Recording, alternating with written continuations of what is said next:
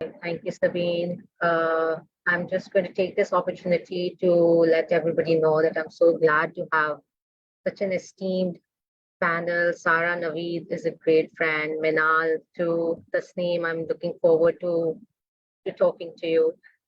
And just to give a brief introduction about all of you and what you have guys been doing in the world of literature, in the world of books. Um, Sara Naveed has been the best-selling author of various books, 5 books actually, romance, all of them. And she recently published her latest, The Cold Heart. And I had the honor of reviewing that book as well. And it was a great book. And Minaal is obviously also an author, a very young author, and she has been writing and reviewing and critiquing a lot of literature. And I see a lot of her writings in national newspapers as well. So it's always good to see her name around.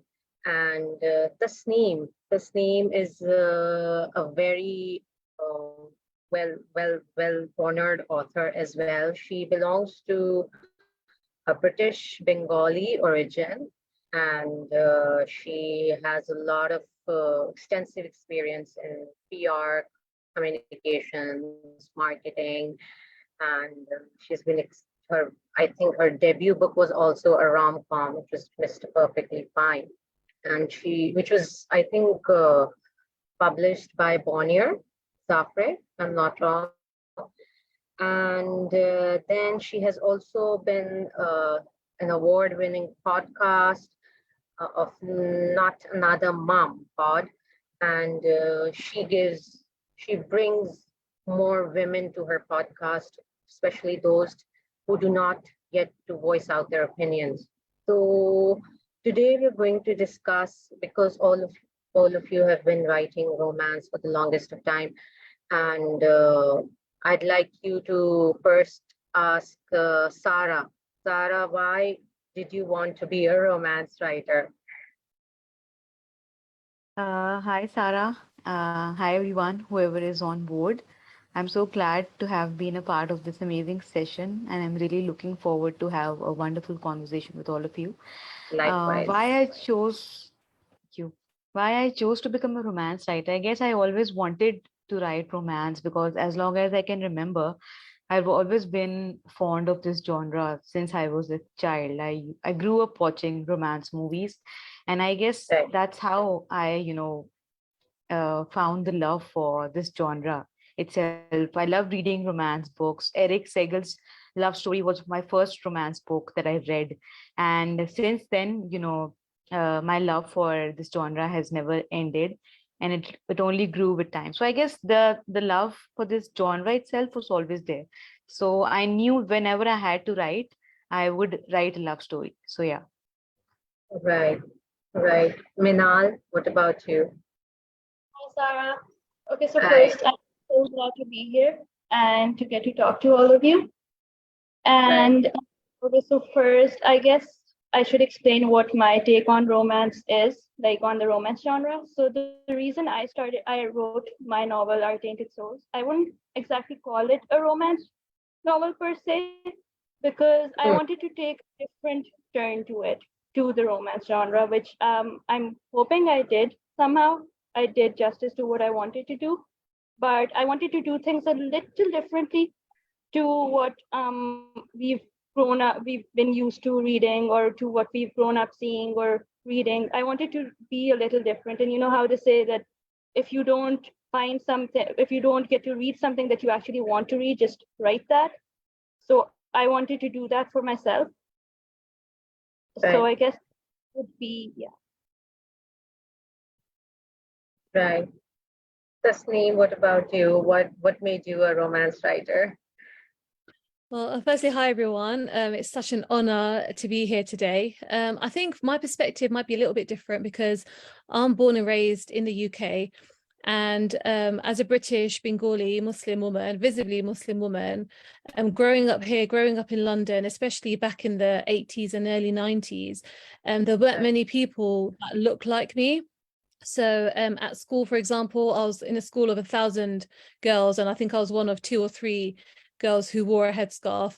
On the streets, I was very different from everybody else, and I always felt really isolated, and I felt othered kind of everywhere I went. So I kind of sought solace in literature and in books. But even in the books that I was reading, I never came across a character that I could really fully relate to.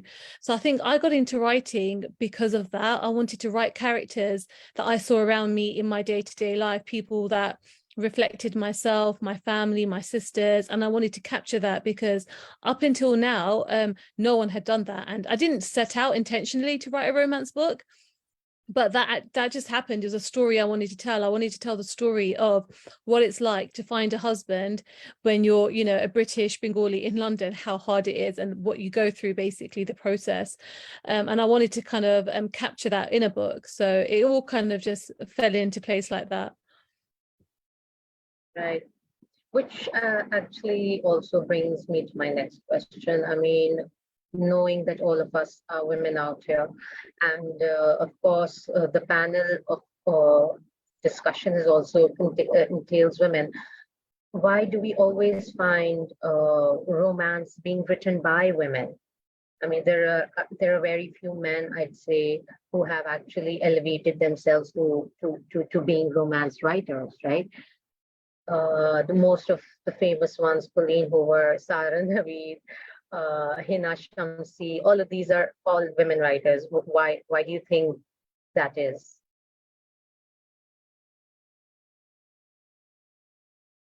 I think because women are the ones who mostly write romance, because I feel the way they understand emotions and the feeling of love itself, I think that's something that men generally can't understand. I mean, women think more deeply, they feel more deeply. So that is one of the reasons why, you know, women can write romance in a much better way. This is how I feel. I would like to know what others think about Yeah, it. I was thinking about this question, and I feel like it might have something to do with the readers as well. I mean, we know that men read fiction in general much less than women read fiction. And I Absolutely. don't know about you guys, but if I pick up a romance book, I don't want to read a romance book written by a man. I feel like they've claimed so many spaces everywhere. I'd rather read a romance written by a woman any day. And maybe that's part of the reason why there are far more women romance writers. Maybe it's one area of literature where men feel that they're shut out from. And if that is the case, then why not? I feel like they have enough space anyway. What do you think, Minaal? This has more to do with society in general and how we prescribe gender roles. I mean, I know I have a slightly different perspective from everybody else here, but I feel like we don't essentially want to, and I feel like that has a lot to do with patriarchy as well, because men are essentially from the beginning, we see that, okay, they're supposed to be like not supposed to be into that stuff, right? And when you hear someone saying, okay, acha, so there's a guy who's emotionally available and he talks about, so we don't Right. essentially treat that, especially in our culture, we don't essentially look at that in a good, way, that we don't perceive that in a way that, so suppose, like, if we talk about ourselves and we go to a bookstore, we automatically assume that a woman can write romance better than a man, even though that's Yeah. not the case. Yeah. Because we have authors Yeah. like Nicholas Sparks, we have John Green, we have other male writers who write amazing romance as well. But we don't want to essentially accept that. We want to see them as people who can't sort of process emotions as well as we can. That's sad. I feel But like do you, that's yeah. but do you think that the readership should be women, men, because they must be men in order to understand love or in order to understand romance or relationships? Uh, I think more men definitely need to read romance. I think they could Everybody can benefit understand greatly. it. I don't think it's gender specific, but we have sort of made it gender specific. That's what I'd say. It's not mm, actually, but we've made it that way. right. I mean, people Right. would. So whenever you guys write intimate scenes or romantic scenes, how do you approach them? I mean, do you just take the path that comes your way, or do you keep the readers in mind? Because the society that we live in, उसके अंदर ये हो जाता है where we think, oh, this book is going to be banned, especially when we are under the banning culture with movies or any kind of art form in Pakistan.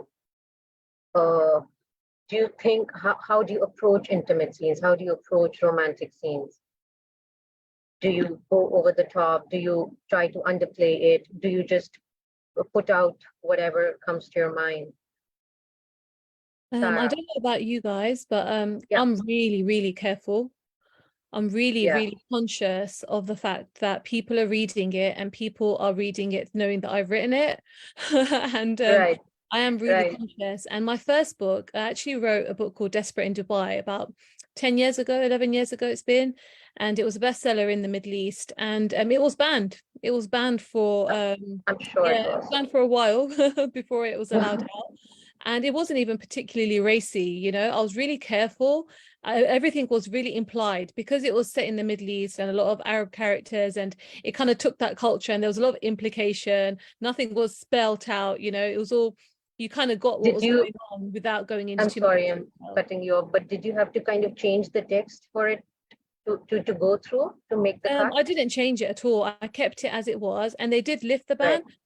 They did lift the ban. So I've always been very conscious of it, but that's more because of myself, and I don't think I'm ready to face that kind of scrutiny and criticism as a visibly Muslim woman, because I feel as if as soon as you're Muslim and you're a woman, that's it. You know, the whole world's scrutinizing everything that you're doing and is looking for Absolutely. criticism. Yeah, so I'm just very wary. I'm not ready for that personally. Right. What about you, Sarah? What do you think? Actually, when I wrote my first book, it was back in 2012. At that time, I really had no idea how the audience would perceive the intimate scenes, because for me, a romance novel is incomplete without intimate scenes. I mean, you have to show the chemistry between the characters who are so much in love. You know, you have to express the feelings that they have for each other. So when I wrote those scenes in my first book, and I was kind of, baffled when people actually, pointed fingers at me, like, how could you write such bold scenes? Why are you writing such bold scenes? Because you were a Pakistani Muslim author. I mean, I had no idea I would be judged so harshly. So after Yeah. that, after that criticism, I became a bit conscious. So when I was writing my second book, I had to keep this in mind, that while I was writing romantic scenes, I had to be careful with the words, with the language, and with the scenes that I was writing, because I knew my audience was going to judge me. And I feel that somehow kills your creativity. And I'm really Mm. not, in the favor of, people judging you just for the sake of it. I mean, you would read a intimate scene written by a Colleen Hoover or any other author in the West, but you would still point fingers just because an author is Pakistani and she's a female or she's Muslim. I mean, that's kind of unfair. So now when I'm writing intimate scenes, I've stopped caring about what others would perceive it. I don't care whether they judge me or not, because now I just want to write what I feel is good, what I feel is correct, and what I really feel is important for the story or for the characters. Do you think that it you kind of have to hold back on a lot of stuff because of the readers? Yes, I used to You try believe. to downplay it?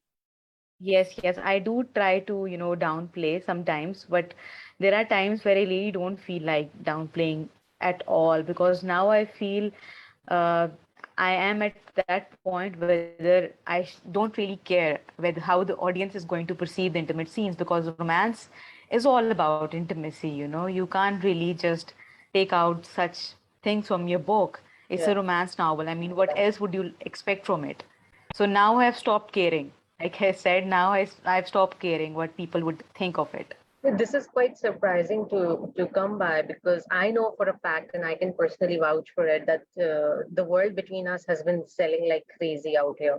So So that this comes as a surprise that you were being judged for your first book.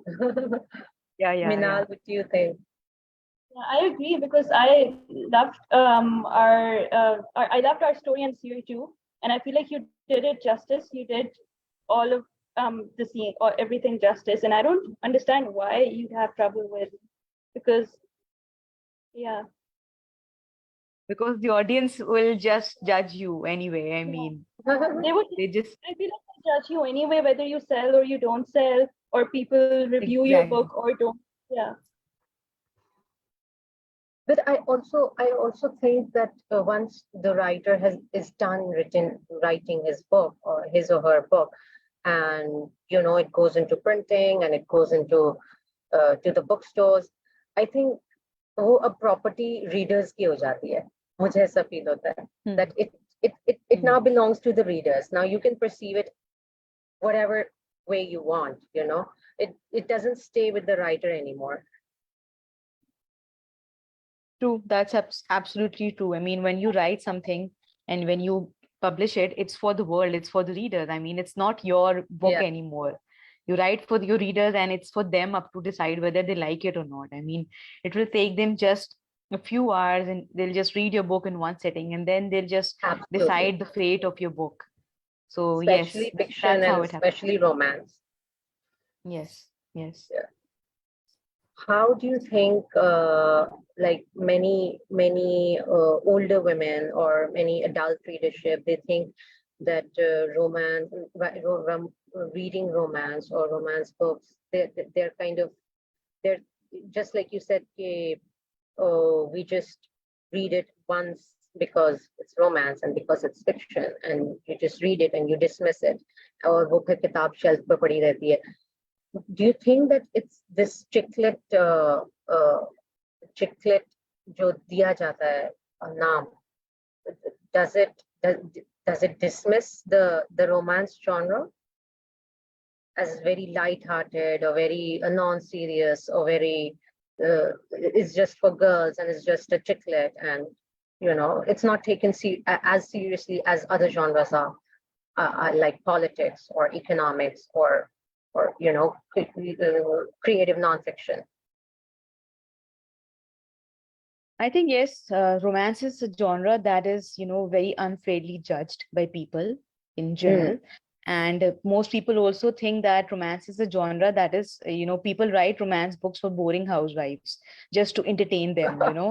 I mean, that's a very sad notion, but this is how people perceive romance books, which is really disappointing, because since we are romance writers and we love writing romance, and we really don't want to restrict this particular genre to a certain category or a certain target audience. We want everyone to read romance, whether they're old ladies, whether they're men. We want them to read all of them. So I feel really depressed sometimes when people perceive romance like this. It shouldn't be termed as a chicklet or something that it's only written to entertain you or make you escape from your boring world. So Yeah. this is something that needs to be changed. Yeah. Tasneem? No, I agree completely. I feel like here in the UK, even though romance and romantic comedies are such a such a huge genre and they're so wildly popular here, it still has a bad reputation. And even my editor will say, there's all these events and forums and things going on, conferences going on, and there's never a romance panel. And that's what I was so excited about today, the fact that you guys actually put together a romance panel, because that rarely happens over here anyway. I'm not sure how it is in Pakistan, but it's like that over here. So I feel really happy, because I feel as if maybe this is a turning point. Maybe this is a beginning of things changing and people actually realizing that our genre is, there's a reason why it's so popular. Everybody needs a bit of romance and a bit of love and sometimes a bit of humor in their lives, and it's just as valid and just as important as every other literary genre. Minaal, what do you have to say? Because I feel even though, even if it is termed as chicklet, I believe there is if you kind of delve into it or take a deep dive, one would find that it's a lot to do with social commentary as well.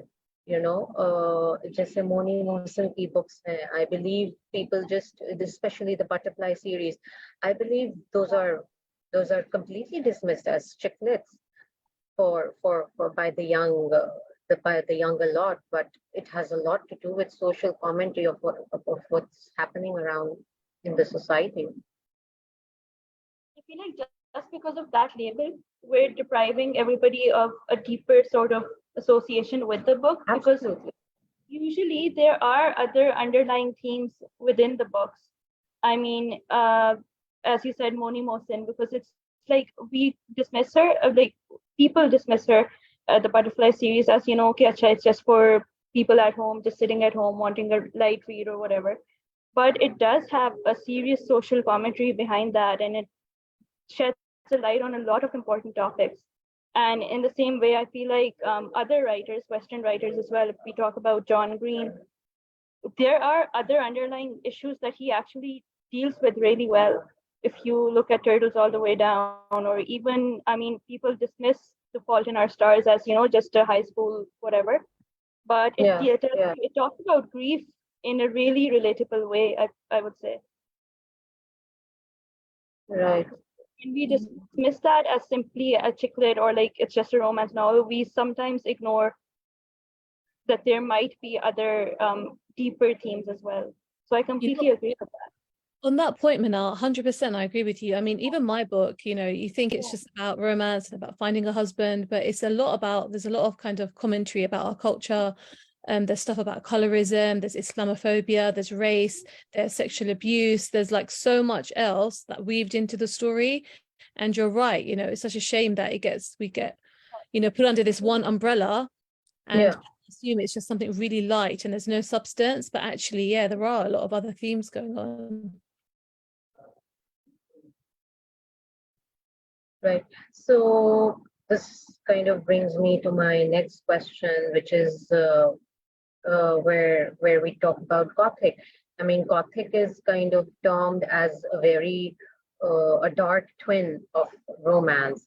And for example, there's a book by Emily Davis, which in her book Rethinking the Romance Genre, and she says that in exposing romance as an instrument of oppression passed on by colonialism to a contemporary neo-colonial world system dominated by economic globalization. I mean, how do you respond to that? Does that even resonate with you, that romance is a dark twin of goth?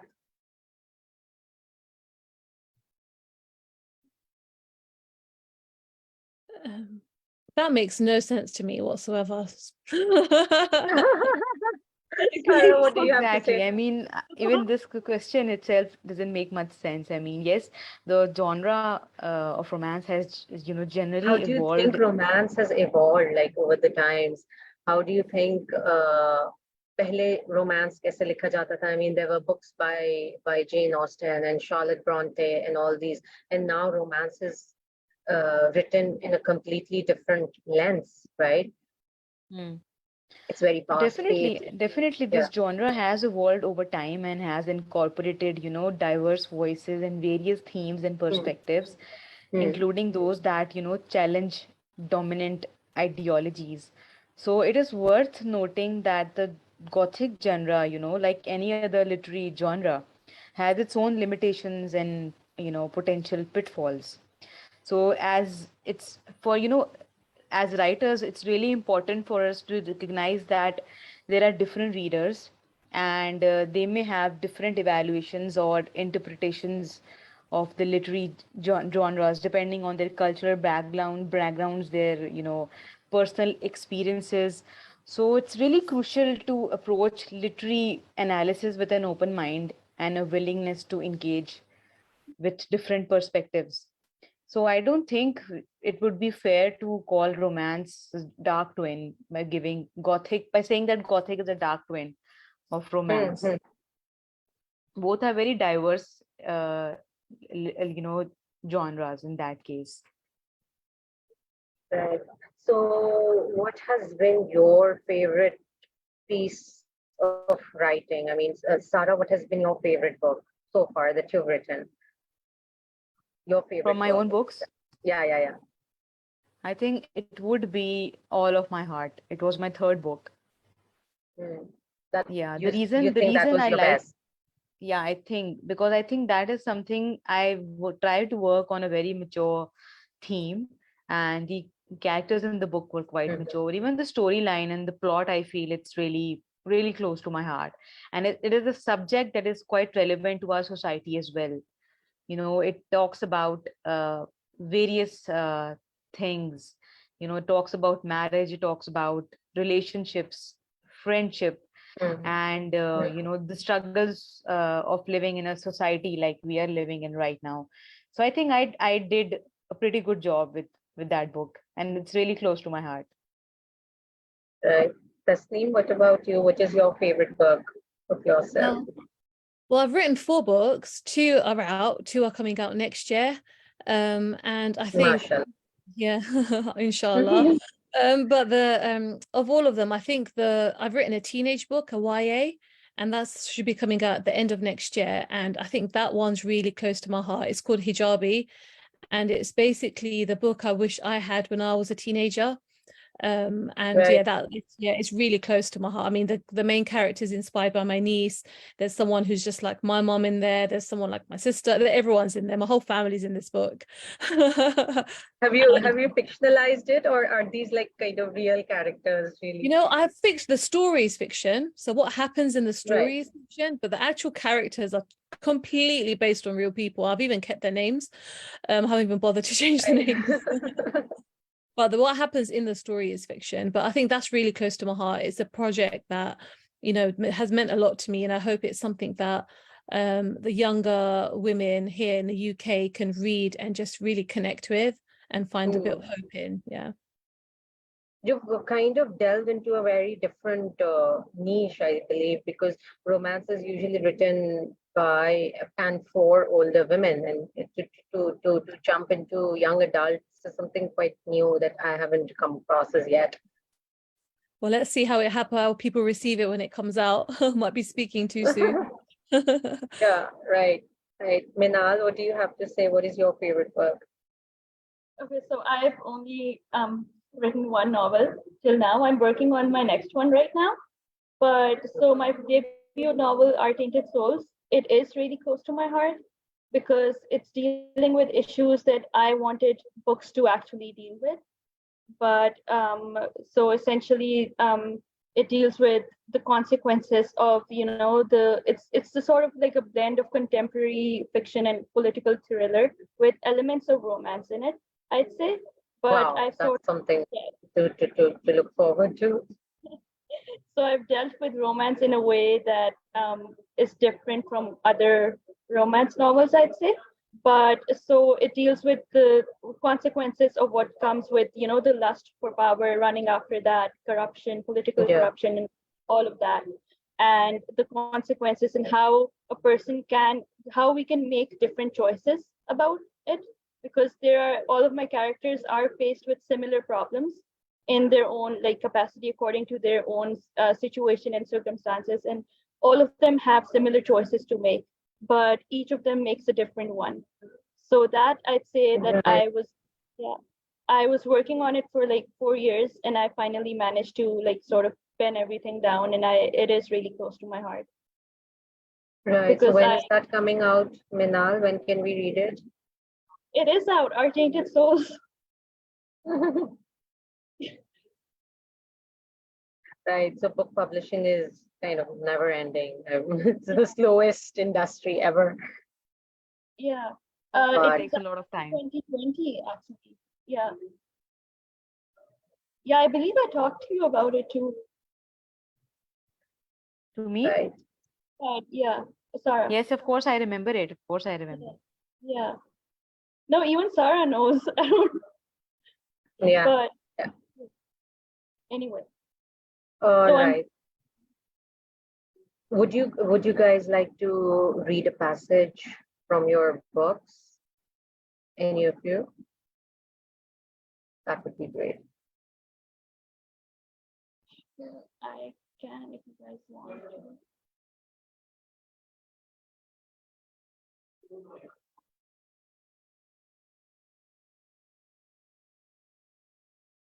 Hello. Yes. Is Hi, Minaal going to Sara read or something? Tasneem or Minaal. Are you guys going to read something from your own book? That would be Just great. a minute. I'll start. Or if anybody else wants to go first. I can read out a paragraph from my upcoming book, my sixth book actually. I'm editing it these days, Oh, if that that's would be okay. great. Yeah, yeah. Okay, so the tentative title of the book is Maybe It's You and Me. It's a Mhm. cross-cultural romance book, and it's a topic that writing for the first time, and I'm quite thrilled about it. So I'll just read a small paragraph without, taking much time. So, You can take as much time as you want. No worries. This is the last session. And we're celebrating, Oh, okay. So we came at the end, we came and we conquered in the yes, end, you have. right? Yes, you have. Absolutely. Okay, so I'll just begin reading it. go ahead. Despite being strangers to each other and being oblivious to each other's life problems, we shared an incredibly intimate moment in complete silence. I did not care what had happened to him or what problem he was into. I was still drawn to his innocence.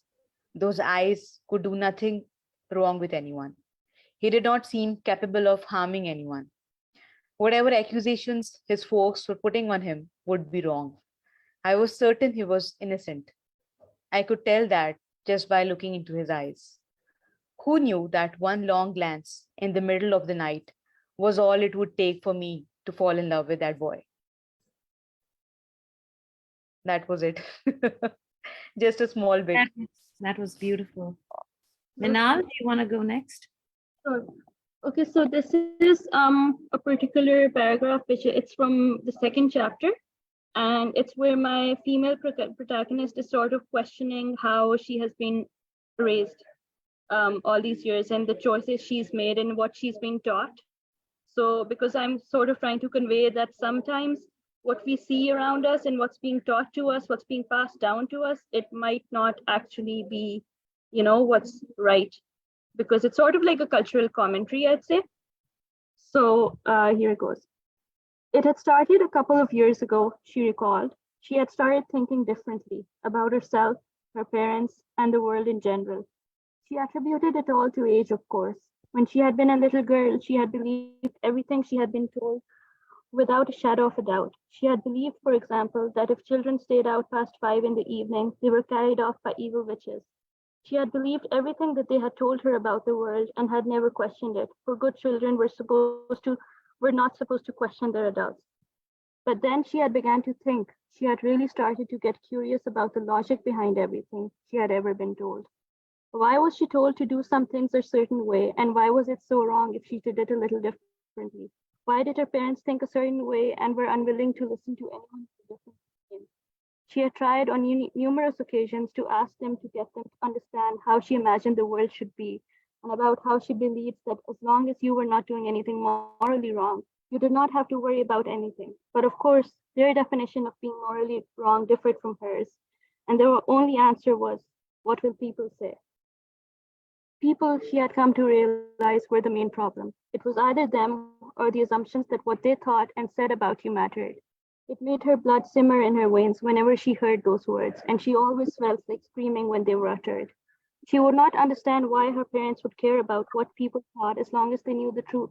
She began to remember the conversation she had had with her mother only hours ago, and she could not help the white hot wave of anger that washed over her. She had asked her mother why she could not just wait till she found someone else, and what if she said no to Arshid? I've already told everyone. Do you know what they will think if I say it isn't happening now? They'll think you went and got yourself pregnant by another man. She had stood there for 2 minutes. Her feet had been stuck to the ground, and she had not been able to breathe past the lump in her throat. So that's, I think I rambled on for way too long, and I'm sorry for that. No. Don't But- ever be sorry. That was beautiful. Not at all. Thank you. So, Tasneem, do you have anything to read? Yeah, sure. I've pulled up a paragraph here.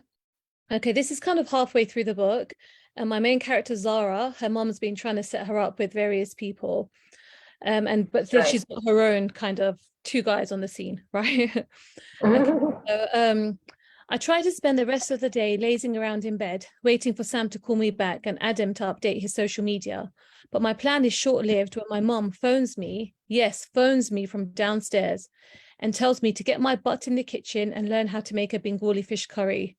Mom, I groaned, I'm tired and I don't want to stink of fish. I'll have to take another shower.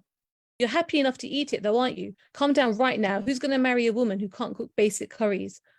I want to tell her that Hamza isn't fussed about Bengali curries in the slightest, but obviously can't since she doesn't even know that he exists.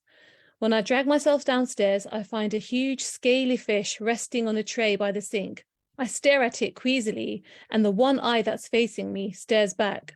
What am I supposed to do with this? I ask her, swallowing nervously. Scale it, she says. Look, like this. She grabs a fish and a knife and starts scraping it so the scales fall off, and then hands me the knife and waits for me to do the same. Right, okay, I say bravely, and tentatively reach out to stop the slimy fish from sliding off the tray while I attempt scaling it with the other hand, all the while trying to conceal my shudders. I have another biodata, Mum begins casually, deftly dicing up the onions into tiny pieces like she's Jamie Oliver. No thanks, I respond lightly. There's a pause, and for a second I'm fooled into believing that the silence indicates the end of the conversation. No thanks, she mimics me in a threatening tone. Unless you found a potential husband, I believe the correct answer is, sure, Mum, please send it to me. I have actually, I mutter under my breath. I'll leave that there. That was very relatable. Wow. Okay, over to you, Sabine. We had a wonderful discussion. Thank you so much, Minaal, Tasneem, Sara, for the wonderful conversation, and Sara for the amazing moderation. We are at the end of our, not just the session, but the event. Thank you so much, everyone, for coming on board and sharing your thoughts, your views. And for the audience, thank you so much for attending and celebrating with us this third edition of Ananke's Women in Literature. More events and sessions will be coming very soon. So stay tuned, and signing off for this year. Thanks. Wonderful. Thank you so much, Sabine, Thank for you so the much. opportunity. And on behalf of everybody from Ananke's participants, as well as panelists, all the authors, all the teamwork, it has been great. And I'm glad there is a platform where specifically women are allowed to put their thoughts out there. That's all. An absolute pleasure. Thank you.